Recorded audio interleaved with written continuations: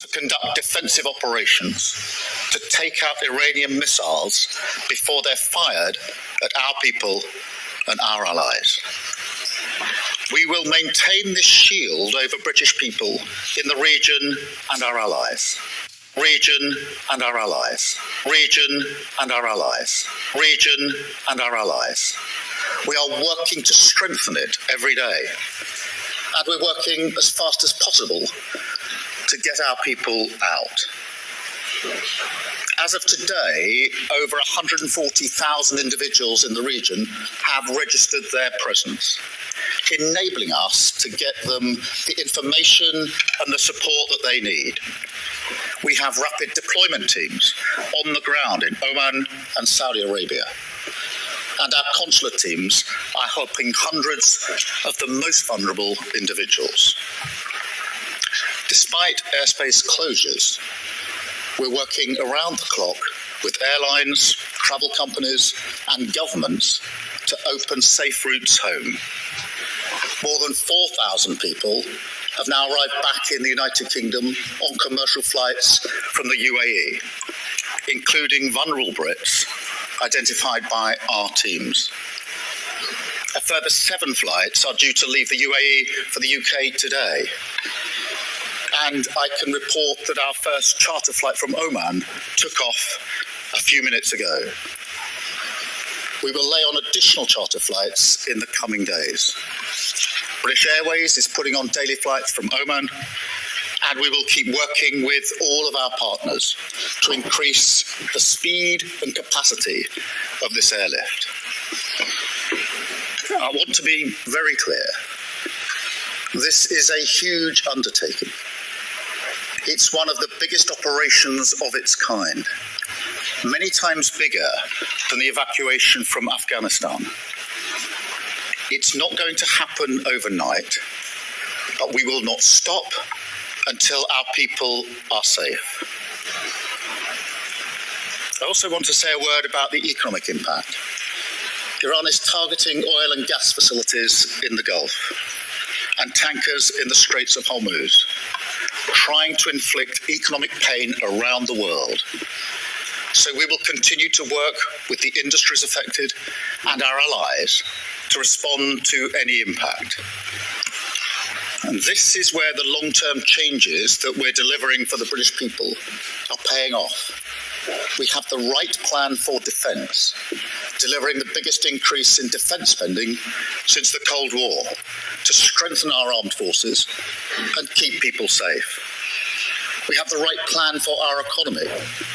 As the Chancellor said on Tuesday, we're sticking to that plan so we can cut energy bills and help keeping families with the cost of living and helping them.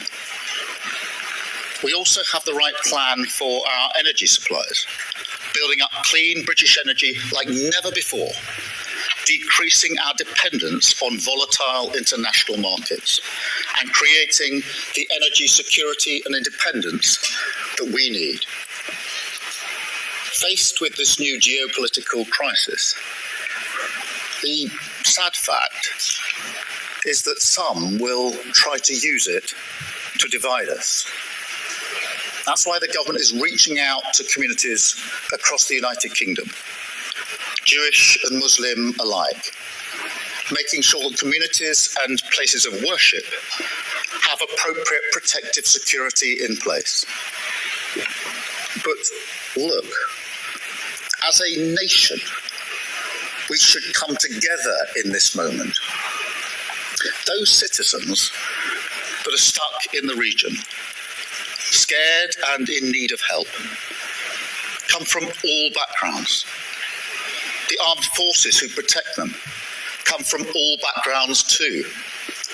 We are united by our common humanity and our love of this country.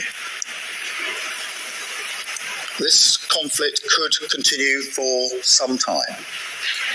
So I want you to know that your government is resolute in our response, at home and abroad. We will do everything we can to protect British lives, uphold British values, and safeguard the national interest. Thank you. And now I'll take some questions.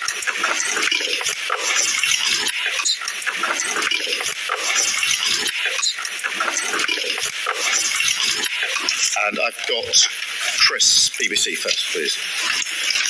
Thank you, Prime Minister. Chris Mason, BBC News. Can you address directly those at home and abroad who see your response and see indecision, prevarication and a lack of preparedness?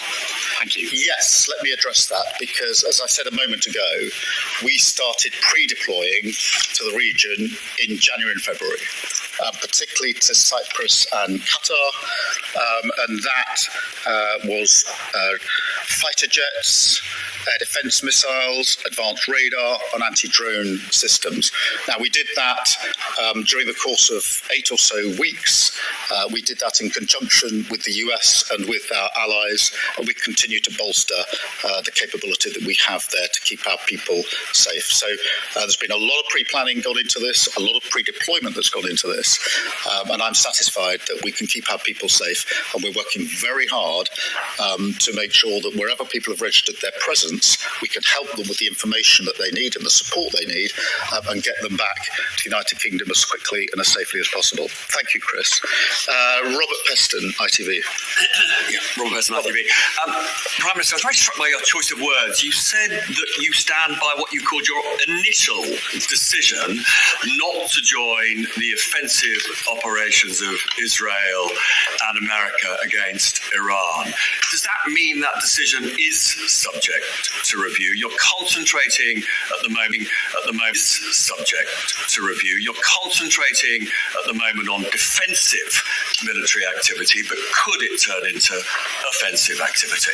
Well, as you will understand, we're working with our allies and with the US on this. We've been doing that for some time. The pre-deployment was done in conjunction and in discussion with our allies and with the US, and we have that capacity in the region that we pre-deploy to the region, and we're bolstering that in the way that I've set out today. The US are using the basis to do these strikes into Iran to take out the capability to launch the strikes in the first place. So that is the configuration, that is the understanding and arrangements that we've got in place. Thank you, Robert. Beth, can I come to you? Oh, thank you, Prime Minister. This escalating war is really frightening people that are watching today. President Trump says it will go on for 4 to 5 weeks. You've just said it will be some time.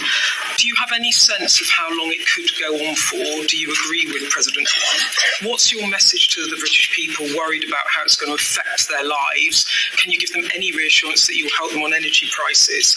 And just secondly, on military operations, there's much unhappiness that military personnel and their families were left unprotected on the Cyprus airbase that was struck at the weekend. What went wrong, and do you apologise to them? Thank you. Well, Beth, let me set out my number one message, which is that our absolute priority